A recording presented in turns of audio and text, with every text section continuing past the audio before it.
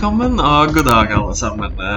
This is the second part to my video where I spoke about Norse or Germanic period blood love spells, and that video is the most viewed one on my channel by far. So far, I think that one video about Germanic period blood love spells has more views than any other video on my channel combined, pretty much. So since you're all a bunch of dirty perverts, I'll give you a few more spells that we find. Now these come from the Scandinavian black books, or svarteböcker, starting from the 1500s all the way up until the 1900s. We were finding these. Just keep in mind that these spells were first recorded a long time after the official Christianization of Scandinavia, but as I speak about in other videos, we can say pretty much for certain that a lot of these spells in the Scandinavian magic books had much, much older pagan origin. If you want to know where to find these spells, I'll maybe put some links below, but it's very difficult. And you're not going to find them in English, unfortunately. I think a couple of them have been translated to English, and you can find some of those. But if you speak Swedish or Norwegian or Danish, you should be able to read these just fine, which is how I know them, of course. And you can find these books sometimes in university libraries or sometimes in public domain and stuff. But there's very few of them that are translated to English. So if you want to read more into these spells, you can just get the book Trolldom by Johannes Gårdbäck. He does a good English summary of all these historical spells. But I read from the old Scandinavian magic books. So remember in my last video that period blood magic was something that was very forbidden by the church. It was practiced where we first see it in Germany in the 800s or 900s. And there was women usually coming to a priest to confess their sins for forgiveness, like the Catholic confessions. And they had been doing this tradition for a long, long time.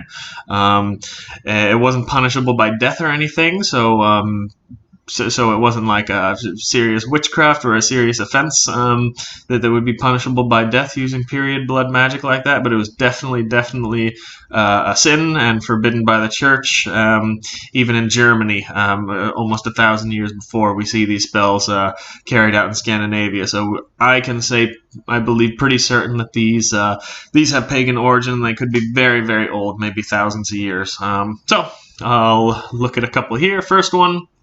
And again, I spoke about this in the last video. I'm just getting more specific that period blood magic spells are some of the most common that we see for gaining the love of a man. And we have a few different ones. Some instruct a woman to spill some of her period blood in a man's drink, and then it would make him super ready and just magically want her sexually. Nasty. But you had to do this as a secret. If a man found out, it wouldn't work, and of course that's not too hard to figure out. If you feed a man your period blood and he knows about it, I don't think he's gonna love you after that. So it was these spells that we see. It's very specific that you had to do it secretly. Then we see in some other books they give pretty specific recipes, actually. When a woman is bleeding, she should take some of that blood and put it in with some flour and water, mix all that shit up, and then maybe pluck a few hairs out of her puss, stick that in there for some extra seasoning, bake it in the oven, and make it as a bread or a cake. And then feed that to the man that she wants, and then he would magically fall in love with that nasty woman. Now, if you know anything about Scandinavian women, they are the most beautiful in the world, in my opinion, and a regular girl would not need a love spell to get a man to fall in love with her. Get one of those girls, you could fall in love with them pretty easy without too much effort. So I think the women that would actually be using these spells, they wouldn't be too flattering looking. But anyway, I spoke about these in the last video, and that link is below, where you can find out about the origin of these spells and at least where we first have it recorded. Like I said, it was recorded in Germany in the 900s or maybe even 800s. These are actually pretty simple, but I wanted to show a bit more complex nasty spells that were used in Scandinavia, similar to this one. So one is recorded in the Swedish part of Finland in the 1800s, that if a woman desires the likings of a man, she can let her urine fall into the alcohol he was about to drink. It's called cocktail de la piss. No, it's not called. It doesn't say that in the magic books, but it's a funny word for it. So anyway, then when they cheers and the man drinks the alcohol drink filled with the woman's piss, he'd fall in love with her. But he had to drink first, and he couldn't spill it. That was a specific instruction in that spell. So the woman takes some of her piss, sticks it in the man's drink. He takes a swig.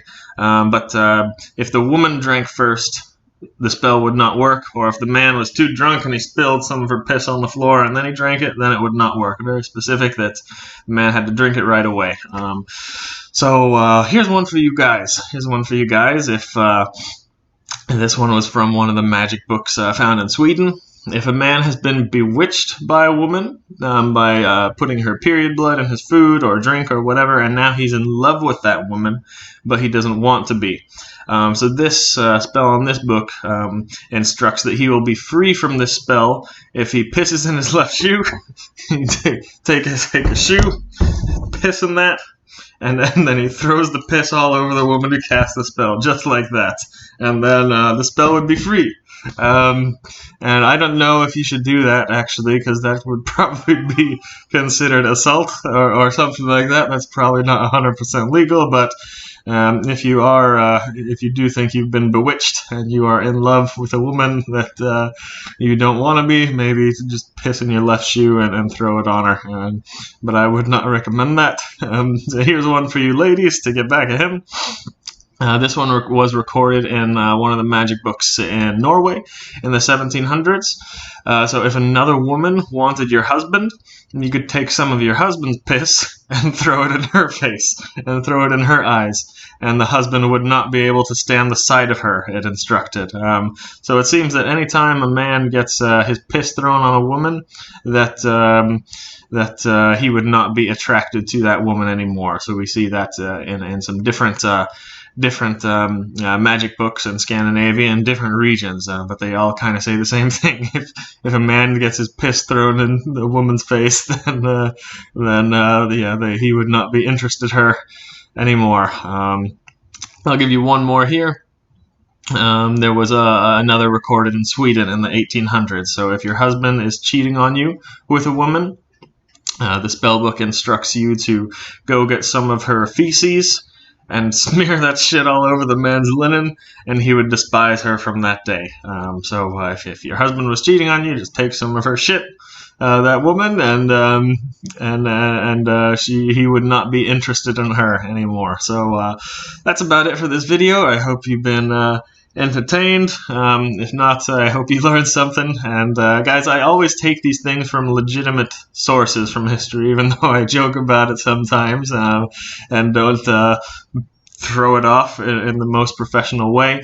Everything I say about magic on this channel comes from actual sources, historical sources, and I'll always tell you where I find them, because there is just way too many people speaking about magic, and they're just pulling theories out of thin air.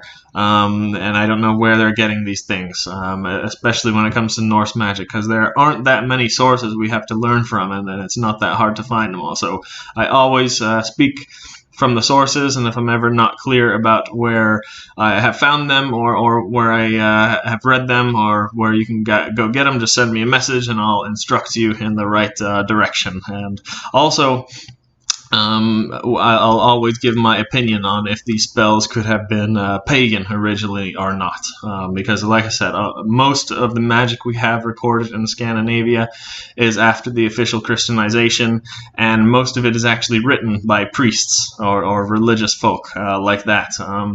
But there's definitely a lot of pagan influence in it, and a lot of them for sure have pagan origin. So that's about it. All the best.